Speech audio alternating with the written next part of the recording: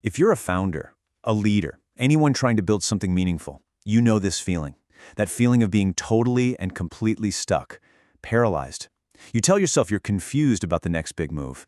Well, today, we're going to take that idea of confusion, we're going to pull it apart and see what's really going on inside. This right here, this is the whole game. We think clarity is something we have to go out and find, like it's some missing piece of a puzzle. But it's not. The truth is, it's usually right there, staring us in the face. The real work isn't discovery, it's acceptance. So this is where it starts, right? This tangled, messy feeling of being confused. You're drowning in spreadsheets, you're making endless pro-con lists, you're asking everyone you know for their opinion. And you tell yourself, hey, I'm doing the hard work, I'm figuring it out. But what if that's not what's really happening at all? Okay, here's the big idea, and it might sting a little, but it is absolutely crucial. That thick fog you call confusion, for most high performers, it's not actually confusion. It's a very sophisticated, very clever disguise for avoidance. It's a strategic way to delay facing a truth that feels, well, difficult. Let's put a name on it. Strategic avoidance. This is when you weaponize your own intellect. You use all that brainpower for analysis, for planning, for endless research, not to find an answer, but as a smokescreen. It's a defense mechanism to keep you safe from a feeling or a truth you'd rather not deal with. Let me show you what this looks like in the real world. So, picture this. You've known for months, maybe even longer, that you need to leave your current role or pivot your company. You just know it in your gut. But you build this really elaborate, sophisticated story about why staying is the responsible choice. You tell yourself the timing isn't right, it's safer this way, but that feeling of safety? It's a trap. It's a gilded cage you've built to avoid the truth. And then something happens. Or rather, nothing happens. It's not some dramatic, movie-like moment. There's no big event. It's just a simple, quiet walk home from the office. And it's in those moments, when all your defenses are finally down, that the truth has a funny way of poking its head out. And boom, there it is. Not some complex business insight from a spreadsheet, just a simple, quiet sentence that lands with the weight of a ton of bricks. You're not confused, you're scared. All that intellectual chaos, all that analysis, it was just fear wearing a business suit.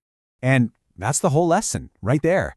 The clarity you're so desperately searching for, it was never actually missing. It was there the entire time, just sitting under the surface of all that noise you were making. The journey isn't about finding clarity, it's about having the courage to stop fighting it. It is an act of acceptance. This is the internal battle that's actually going on inside you. On one side, you have safety. It's familiar, it's predictable, it feels like lower risk. On the other side, you have alignment. That's the authentic path, the one that actually energizes you, the one that leads to real growth.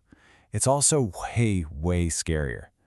Your so-called confusion is just the sound of these two sides at war. So, I'm going to ask you directly. Let's get real for a second. What is the truth you are pretending not to know? What is the thing that you know, deep down in your bones, that you've been refusing to admit to yourself?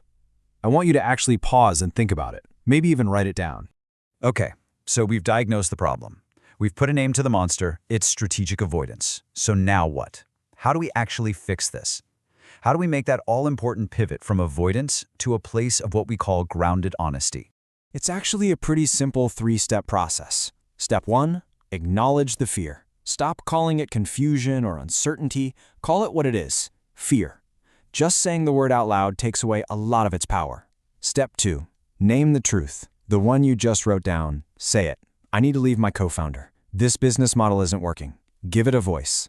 And finally, step 3, take one small, tiny step that's aligned with that truth. You don't have to have the whole plan figured out. You just have to stop pretending.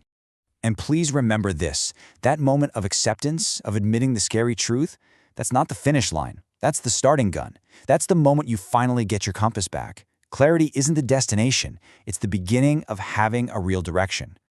So what is that truth you've been avoiding? If you're tired of being stuck in that endless loop of analysis paralysis, and you're ready to trade in strategic avoidance for grounded honesty and real, decisive action, then this is your next step.